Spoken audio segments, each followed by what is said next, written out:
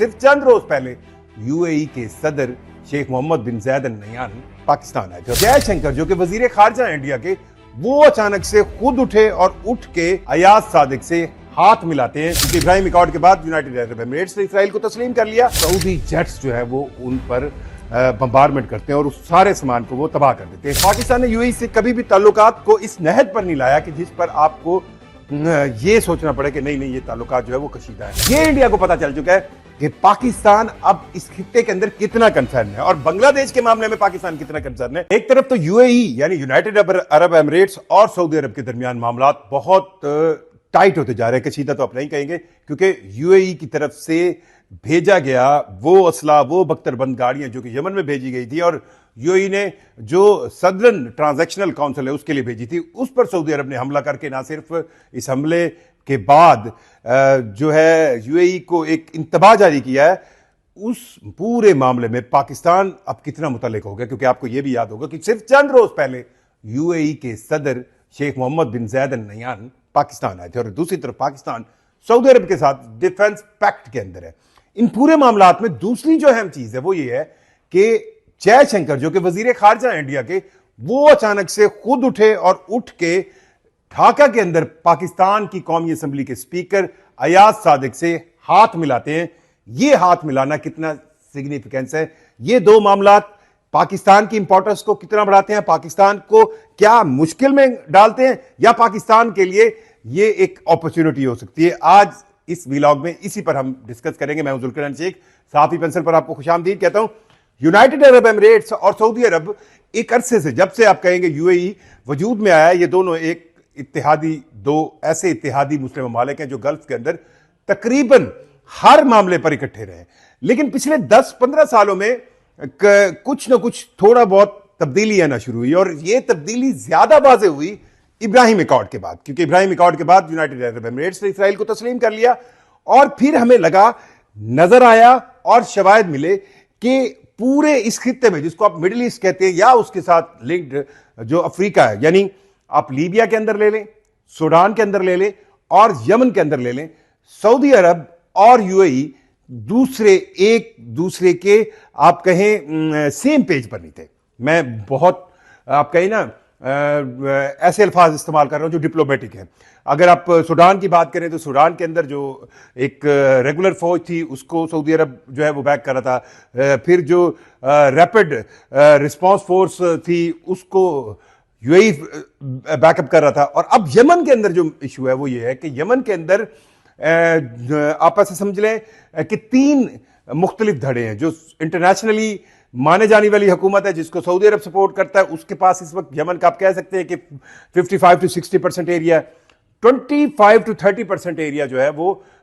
जो southern transactional council से STC जिसको कहते हैं उसके पास मौजूद है। अब यूएई उस एसटीसी को एक अरसे से सपोर्ट कर रहा था, लेकिन अब यूएई उस सपोर्ट में ज्यादा खुलकर सामने आया और उस ज्यादा खुलकर सामने आने की जो आप कहें शवायद ये है कि जब मैं आपसे बात कर रहा हूं, इससे कोई तकरीबन एक दिन पहले यूएई की फजीरा स्टेट से एक पूरा जो है शिपमेंट जाती है जिसके अंदर बख्तरबंद गाड़ियां, असला और दीगर चीजें होती हैं। और जब ये यमन के साहिल पे आप कहें, वो यमन का साहिल जो जनूबी यमन का साहिल है, वहां पर ये अल मुल्का जो उनकी एक आप कहें पोर्ट है, वहां पर ये सामान उतरता है। तो उस फौरी सामान के उतरते ही सऊदी जेट्स जो है वो उन पर बम्बारमेंट करते हैं और उस सारे सामान को वो तबाह कर देते हैं। इस बम्बारमेंट की, इस शिपमेंट के आने की, इस मूवमेंट की तमाम तर वीडियोस जो है वो सामने आई हैं और इसको बाकायदा तौर पर सऊदी गवर्नमेंट की तरफ से भी रिलीज किया गया, उनकी वजारत दिफा की तरफ से रिलीज किया गया। सऊदी अरब ने बाकायदा उनकी फोर्सेस के सरबराह ने आकर कहा कि ये इस तरह हो रहा था और यूएई की तरफ से आया था और हमने रोका है। फिर उनकी वजारत खारजा की तरफ से भी इंतबाह आया कि यूएई को ऐसा नहीं करना चाहिए, यमन के अंदर एक जो कहें एक मुल्क रहना चाहिए, क्योंकि ये तासुर आ रहा है कि जो सदर्न ट्रांजैक्शनल काउंसिल है वो इस एरिए की हिस्से को, जो यमन का हिस्सा है, उसको अलहदा मुल्क बनाना चाह रही है और उसको जो फाइनेंशियल और सारी सपोर्ट है वो यूएई की तरफ से आ रही है। ये तो कहानी है हैपनिंग की, लेकिन इसमें पाकिस्तान कहां खड़ा है? पाकिस्तान इस खित्ते के अंदर और स्पेशली गल्फ के ममालिक के साथ उसके ताल्लुकात जो है वो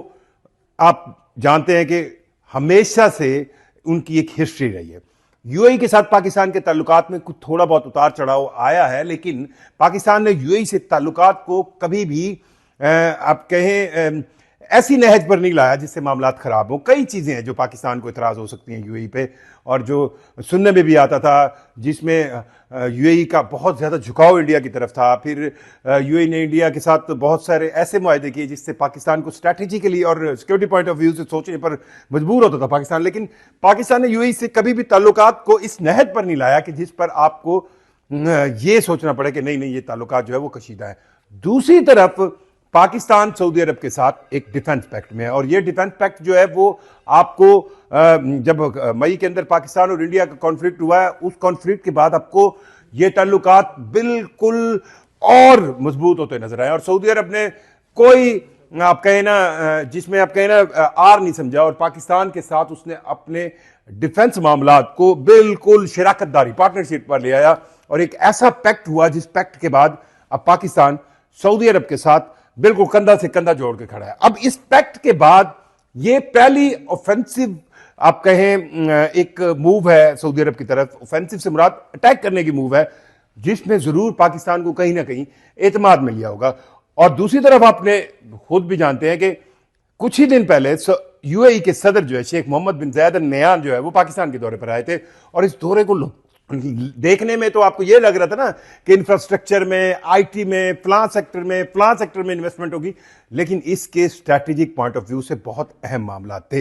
सो पाकिस्तान अब एक किरदार अदा करने की पोजीशन में है कि वो इन्हें दोनों ममालिक को बिठाए और इन मामलात को हल करवाए। दूसरी तरफ जो मैं आपसे बात कर रहा था, जो जयशंकर इंडिया के वजीर खारजा हैं, उन्होंने खुद आगे बढ़कर स्पीकर पाकिस्तान असेंबली जो कि इस वक्त ढाका के अंदर मौजूद है, और ढाका के अंदर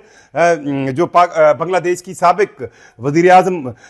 बेगम खालदा जिया है, उनके इंतकाल पर गए हुए, वहां पर जयशंकर जो है वो उन्होंने ना सिर्फ उन दोनों की मुलाकात में जयशंकर ने आगे बढ़ के पाकिस्तान से और पाकिस्तान के कौमी असेंबली के स्पीकर से हाथ मिलाया, बल्कि इसकी तस्वीर भी जारी हुई। और लगता यह है कि अब इंडिया को कहीं ना कहीं समझ आ चुकी है, यह इंडिया को पता चल चुका है कि पाकिस्तान अब इस खित्ते के अंदर कितना कंसर्न है, और बांग्लादेश के मामले में पाकिस्तान कितना कंसर्न है, और उन्हें इस बात की समझ आना शुरू हुई है। और लगता यही है कि कुछ ही दिनों बाद जो है आपको नजर आएगा कि पाकिस्तान और इंडिया के दरमियान ये जो बर्फ है वो पिघलेगी, क्योंकि अब उन्हें यह बात समझ आ गई है कि अगर आप पाकिस्तान को इस खित्ते के अंदर अनकंसर्न सोचेंगे, अनकंसर्न करने की बात सोचेंगे, तो आपको